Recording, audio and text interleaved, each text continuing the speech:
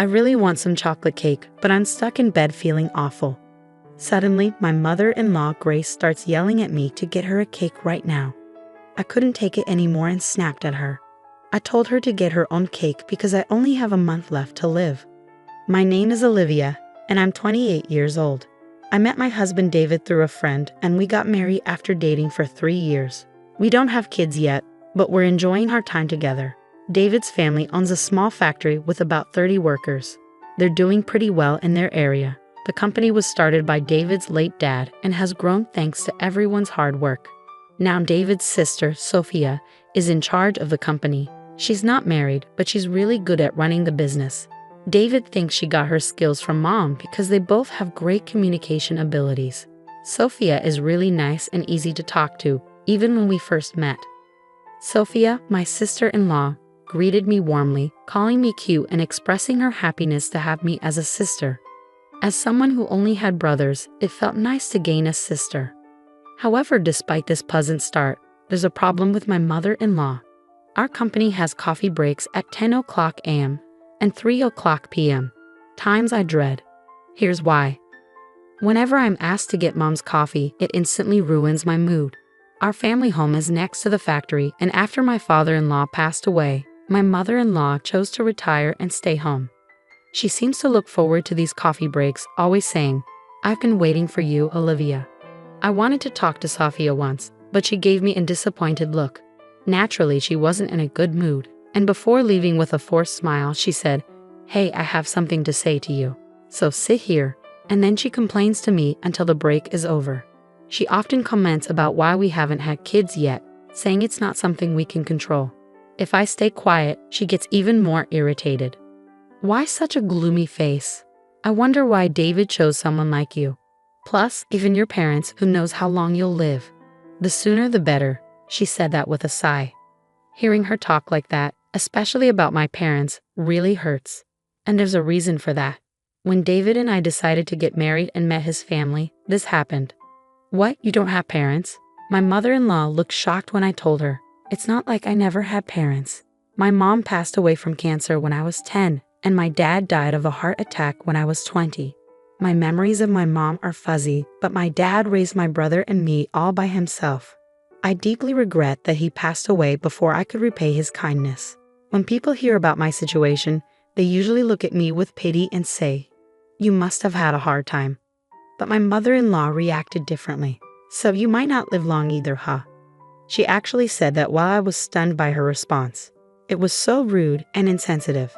My husband David told me that despite my shock, my mother-in-law kept complaining, insisting it was an important issue. Should I rethink this marriage? Just as I was considering that, Sophia, who had been quiet until then, suddenly slammed her hand on the table and said, "What are you talking about?" She said it so quietly that everyone in the room froze. Then my mother-in-law said, "Right, Sophia? You agree with me, don't you?" That's what she said. Sophia's response was icy. "What?" I told Mom, "David chose Olivia himself, and she's wonderful. Why can't you support that?" She said this to my mother-in-law with a cold stare. My mother-in-law, who adored her daughter, seemed shocked by Sophia's words. After that, she stopped making mean comments except when we were alone. Even during the coffee breaks, she looked disappointed when I brought her coffee instead of Sophia. Luckily, David and I rented a room near his family home, so I only had to endure her complaints during those 10-minute coffee breaks. I'm relieved we don't live together. But my peace was suddenly shattered that year. A record-breaking hurricane brought a lot of misfortune my way. "Olivia, something terrible has happened." I'd never heard David sound so panicked. I hurried to the living room and found it in chaos. "What's going on?" Our ceiling was leaking badly because of the hurricane. It wasn't just our room. The owner told us it was happening in other rooms too. It seemed impossible to fix while staying there, so we needed to find somewhere else to live. Sophia suggested cheerfully, "Why worry? Just stay with us. Your commute will be 30 seconds. She said this innocently, so we ended up staying with David's family for a while. Welcome home, David. It must have been tough, but Mom is happy we can live together again. My mother-in-law greeted us warmly, but David mostly ignored her, acting like a rebellious teenager. Then she said, "Oh, Olivia, you're here too. I didn't notice because you're so quiet," Smile more. My husband looked frustrated, and all I could do was force a smile, knowing we'd be staying there for a while. After moving in, I noticed something odd. The first time was during dinner on our first night. Wanting to show my appreciation, I cooked bread, soup, and steak. It wasn't fancy, but my mother-in-law and sister-in-law said it was delicious and finished it all. I felt genuinely relieved. After a while, my mother-in-law suddenly stood up and brought a container from the fridge, humming a tune. She opened it and piled a ton of its contents onto her steak. Mom, you're still eating that stuff." My husband, sitting next to me, looked disgusted. Sophia, my sister-in-law, rolled her eyes and said she won't stop no matter how many times I tell her. "I've given up." Then she burst into laughter. At first, I couldn't tell what was on top of the steak, but upon closer inspection, I realized it was jam. While it's not uncommon to have sweet sauces on meat, adding jam to a seasoned steak seemed bizarre. When you eat something salty, you crave something sweet, right? "That's why," she said, looking quite pleased with herself. Honestly, it gave me heartburn just watching her. For the record, I'm not a fan of sweet sauces on meat. "Come on, Olivia, why don't you try it? It's delicious," my mother-in-law said, turning to me. For the first time, I didn't want to eat it, but I forced a smile. Apparently, that wasn't the reaction she was hoping for. "I'm recommending it for a reason. You might live longer if you follow my example." With that parting shot, she retreated to her room, leaving me speechless. My husband and sister-in-law apologized, saying, sorry, Mom's at it again with her nonsense." Apparently, my mother-in-law has a serious sweet tooth and doesn't feel her day is complete without eating cake. Surprisingly, her annual health checkups always come back normal. Come to think of it, she's always eating cake during our 3:00 p.m. coffee breaks. I remembered that I like cake too, but having it every day would be boring. Plus, what about blood sugar levels? I've always been careful about my health, especially since my parents had short lifespans. So my mother-in-law's jam steak was quite surprising. Wait till Sophia buy cake every day. Caught off guard, Sophia admitted, "Yeah, she makes me go buy it. She says it's embarrassing for her to do it herself." "Thanks to that, I've become good friends with all the local cake shops," Sophia said, laughing. My husband, David, chimed in, "Sophia, this isn't a laughing matter. Mom's getting older. She needs to start caring about her health. I've always left it to Sophia to deal with Mom, and I feel bad about it." With that, he looked frustrated. "Well, I think you guys will have to help out more from now on," Sophia said cheerfully, and I prepared myself for more interactions with my mother-in-law. Living with my in-laws made my commute much shorter, so I took the lead in doing household chores before and after work. I tried to talk to my mother-in-law, but she often ignored me or gave me the cold shoulder. Despite that, she never missed a chance to complain about the kids during our coffee breaks. Since moving here, I've been having more rough days. It's probably the stress. My mood was low and my husband noticed. He offered several times to go to the doctor with me. "Let's move out and stay at a hotel for a while," he suggested, but I turned it down because it felt like a waste of money, and the nearest hotel was still a bit far. Then the worst news came, a week-long business trip.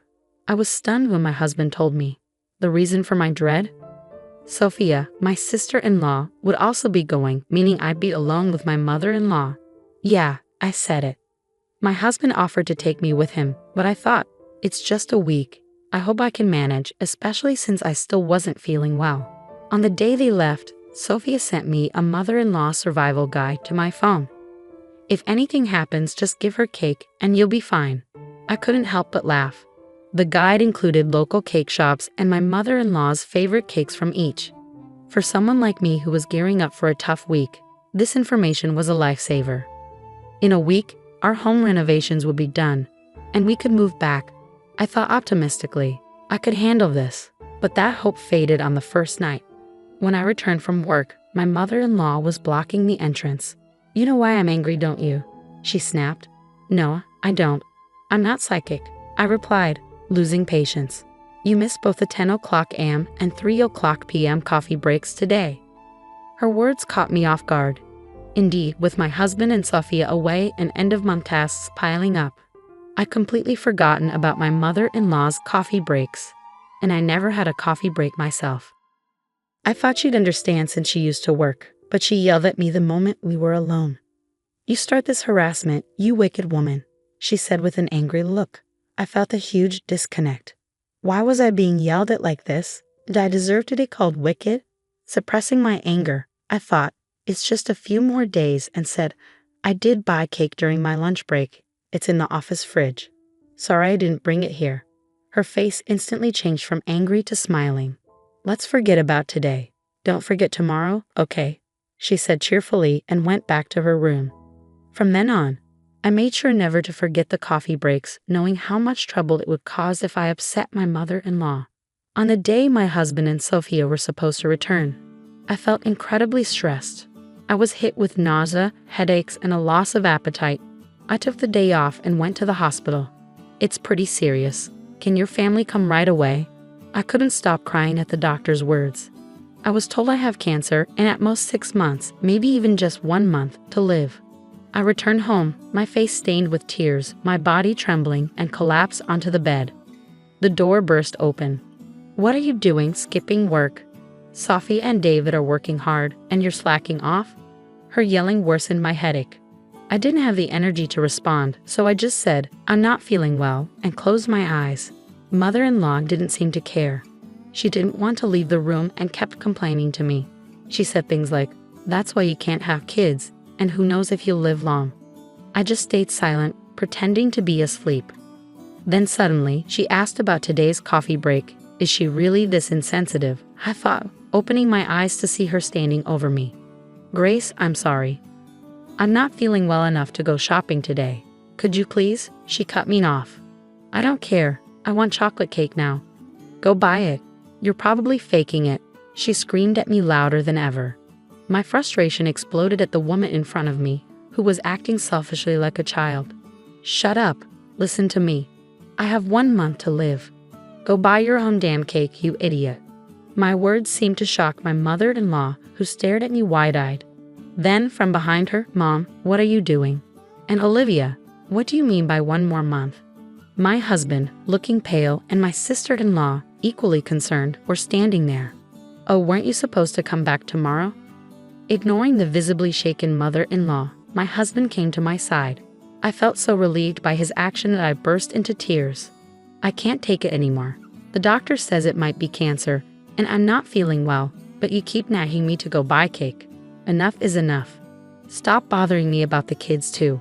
Just leave me alone, you idiot." I let out all my resentment towards my mother-in-law while crying. My husband and sister-in-law looked at her with cold eyes. "Sending a sick person to buy cake. Are you stupid?" Sophia, who's usually all smiles, had a face I'd never seen before, a terrifying one. "You've been making snide remarks about the kids. Look, I didn't say anything because it's a private matter, but the reason we can't have kids is me." My husband raised his voice as he said this. In reality, about a year after we got married, we consulted a doctor because we were having trouble conceiving. The test showed that I was fine, but my husband's numbers were low. He felt really down about it and kept apologizing to me with a sad face. I didn't want to make him feel that way, so I avoided talking about kids as much as possible. I did want children, but I thought life with just my husband was enough. I never considered leaving him because we couldn't have kids. I didn't tell my mother-in-law because I knew she'd start nagging. She listened to my husband's words with a face like her soul had been sucked out. Just then, my cell phone rang. The caller ID showed it was the hospital. "Hello, yes, right now. My husband just got home." "Okay, understood." The doctor who had called earlier sounded urgent, asking us to come right away. Am I really that sick? I started to cry from the anxiety. "It's okay, Olivia. Can you stand? I'm with you." My husband, who also looked like he was about to cry, and I rushed to the hospital. As we were leaving, I caught a glimpse of my mother-in-law getting a stern lecture from Sophia. When we arrived at the hospital, we were immediately ushered into a room where the doctor and even the hospital director were waiting to offer us a deep apology. It was a misdiagnosis. According to the doctor, they had mixed up my medical records with another patient who had the same name and birth date as me. I couldn't believe such a thing could happen, but the doctor did look extremely worn out. This incident was later covered in a local news segment, and the hospital vowed to review its working conditions. We were then referred to another hospital. When we returned to my in-laws' house, My mother-in-law seemed to have been scolded by Sophia and was shrinking in her seat. Sophia later told me she was worried that her newlywed son might lose his wife and be heartbroken. It might be love turned inside out, but it was a real hassle seeing our tear-streaked faces. Even my mother-in-law broke down. Did I really do something that bad? She started crying. So what about Olivia? Sophia asked with a concerned look. I'm pregnant, I said, tears of joy filling my eyes. My husband was also shedding tears of happiness beside me. We immediately went to the maternity hospital as advised. It's still early, but yes, you're pregnant. We can confirm the heartbeat. Hearing that, we both burst into tears, even though we were in a hospital. Sophia also cried, saying, I'm so glad, so very glad. As for what happened next, Sophia got engaged to her long-term boyfriend and moved to another state with him after quitting her job. We had heard about this beforehand, so it wasn't a surprise. My husband, who was taking over as the new CEO, seemed to have his hands full with client visits. The business trip, by the way, was for that reason. He told me later that he was able to come home a day early because it ended sooner than expected. Mother-in-law seemed to know nothing about it. What? Getting married, quitting her job, and moving to another state. She was shocked. Sophia told her, yeah, I told you. Remember? Well, it doesn't matter. It's settled. Mother-in-law was in a daze, and we all laughed. We returned home to find our leaky roof repaired and our room looking brand new. We cheered in delight. Things remained awkward with mother-in-law. My husband was angrier than I was and said he never wanted to see her again. But mother-in-law started showing up occasionally during our coffee breaks, holding not cake but small snacks like biscuits. She had stopped the daily cakes and jam steaks, apparently trying to be more health conscious now that she knew a grandchild was on the way. Employees who had worked there since my father-in-law was CEO seemed happy to see mother-in-law. So I realized she wasn't inherently a bad person. Our conversations gradually increased and she stopped complaining. When our daughter Emma was born, mother-in-law transformed. She started doing things like buying diapers and leaving side dishes for dinner, saying, feel free to eat. You're always working so hard. Even when she knew I was home, she'd send a message and leave without ringing the doorbell. The side dishes were in a cooler, and I appreciated her thoughtfulness.